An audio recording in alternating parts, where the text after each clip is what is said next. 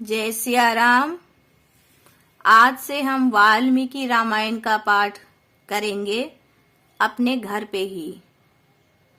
वाल्मीकि रामायण का पाठ श्री रामचरितमानस के पाठ से थोड़ा अलग है।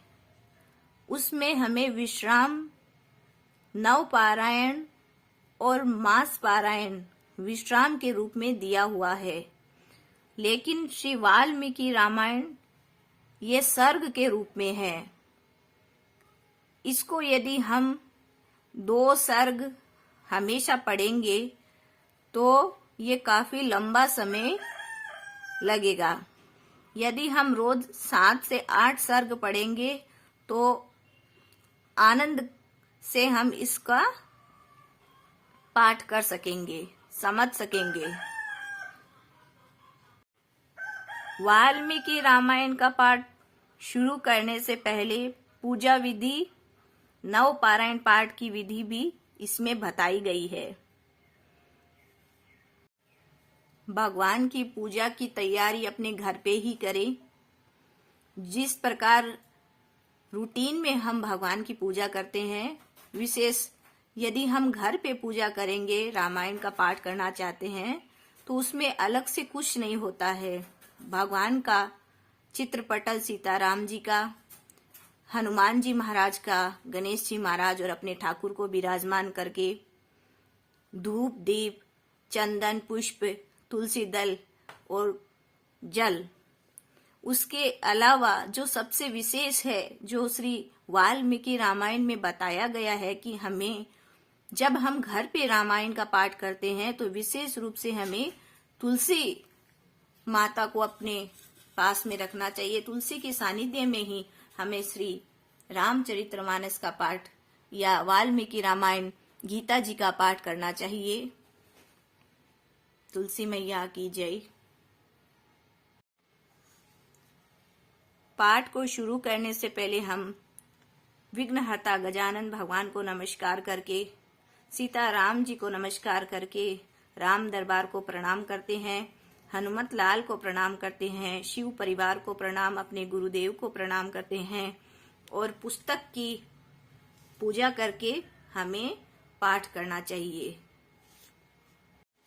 यदि हमें वाल्मीकि रामायण का पाठ भी श्री रामचरितमानस के तरह मास पारायण अथवा नव पारायण पाठ के तरह ही करना है तो हमें इसके सर्ग को काउंट करना होगा, देखना होगा कि कितना सर्ग हम रोज पढ़ें। हम 2 समय भी पढ़ सकते हैं। जो समय सुबह और शाम पूजा का समय होता है, उसी समय हमें पाठ करने से विशेष लाभ होता है। उसमें हमें संकल्प करना होगा। यदि हम अपने घर में ऐसे ही अपने आनंद के लिए, अपने ठाकुर को सुनाने के लिए कथा का पाठ कर रहे हैं तो हमें संकल्प विधि की कोई आवश्यकता नहीं है। हम 2 सर्ग नित्य, 5 सर्ग इस प्रकार से पाठ कर सकते हैं।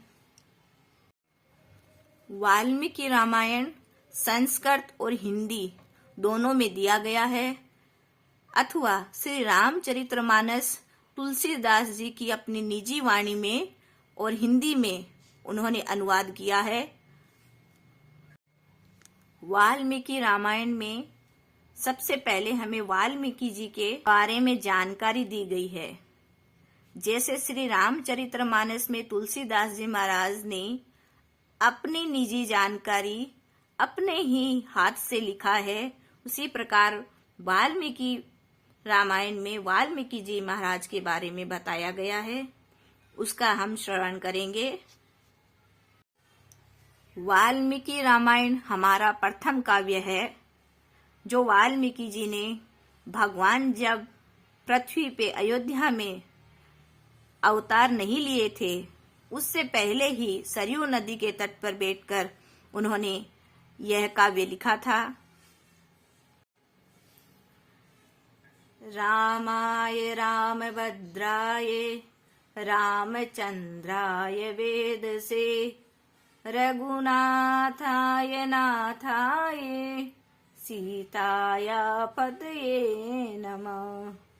रामं रामानुजं सीतां भरतं भरतानुजं सुग्रीवं वायुसूनं च प्रणमामि पुनः पुनः। वेद वेदे परे पुंसि जाते दशरथात्मजे वेद प्राचेत सादाशित साक्षाद रामायणात्मना। वेद परम पुरुषोत्तम के दशरथ नंदन श्री राम के रूप में अवतीर्ण होने पर साक्षात वेद ही वाल्मीकि जी के मुख से रामायण के रूप में प्रकट हुए। ऐसी आस्तिकों की चिरकाल से मान्यता है, इसीलिए श्रीमद् वाल्मीकि रामायण की वेद तुल्य ही प्रतिष्ठा है। यो भी महर्षि वाल्मीकि आदि काव्य है, विश्व के समस्त कवियों के गुरु है। उनका आदि काव्य श्रीमद् वाल्मीकि रामायण भूतल का प्रथम काव्य है। वह सभी के लिए पूज्य वस्तु है। भारत के लिए तो वह परम गौरव की वस्तु है। देश की सच्ची बहुमूल्य राष्ट्र निधि है। इस नाते भी वह सबके लिए संग्रह, पठन, मनन, श्रवण करने की वस्तु है। इसका एक एक अक्षर महापातक का नाश करने वाला है। ब्रह्म वैवर्त्य पुराण में यह बात विस्तार से प्रतिपादित है कि व्यास जी ने अनेक पुराणों में रामायण का महात्म्य भी गाया है। महर्षि वाल्मीकि जी जो जाति के निम्न जाति के बताए जाते हैं, पर वाल्मीकि रामायण तथा अध्यात्म रामायण में उन्होंने स्वयं अपने को प्रचेता का पुत्र कहा है। मनुस्मृति परचेतस्य वशिष्ठ च भृगु नारद मेव च। परचेता को वशिष्ठ, नारद, पुलस्त्य, कवि आदि का भाई लिखा है। स्कंद पुराण के बैसाख महात्म्य में इन्हें जन्मांतर का व्याध बताया गया है। इससे सिद्ध है कि जन्मांतर में ये व्याध थे। व्याग जन्म के पहले भी स्तब्ध नाम के श्रीवत्स गोत्रीय ब्राह्मण थे। व्याग जन्म में संग ऋषि के सत्संग से, राम नाम के जप से ये दूसरे जन्म में अग्नि शर्मा हुए। वहां भी व्यागों के संग से कुछ दिन प्रातंग संस्कार वंश व्याग कर्म में लगे। फिर सप्त ऋषियों के सत्संग से मरा जप कर बोम्बी पढ़ने से वाल्मीकि नाम से ख्याति हुई और वाल्मीकि रामायण की रचना की। ऐसा इस पुस्तक में इसका इंट्रोडक्शन दिया गया है। इन सभी गुणों के आगार होने से ही यह काव्य सर्वाधिक लोकप्रिय, अजर अमर, दिव्य तथा कल्याणकर है। संतों के शब्दों में यह रामायण श्री राम तनु है। इसका पठन, मनन, अनुष्ठान साक्षात प्रभु श्री राम का सन्निधान प्राप्त करता है। हनुमान जी की प्रसन्नता के लिए इस रामचरितमानस के गान से बढ़कर दूसरा उपाय नहीं है। इसमें हनुमत चरित्र भी निरुपम, उज्जवल तथा दिव्य है। इसीलिए अनादिकाल से इसके श्रवण, पठन, अनुष्ठान आदि की परंपरा है। जय सिया राम। वाल्मीकि रामायण में प्रथम पृष्ठ पर ही इस पुस्तक के बारे में और वाल्मीकि जी के बारे में, हनुमान जी महाराज के बारे में विशेष रूप से बताया गया है।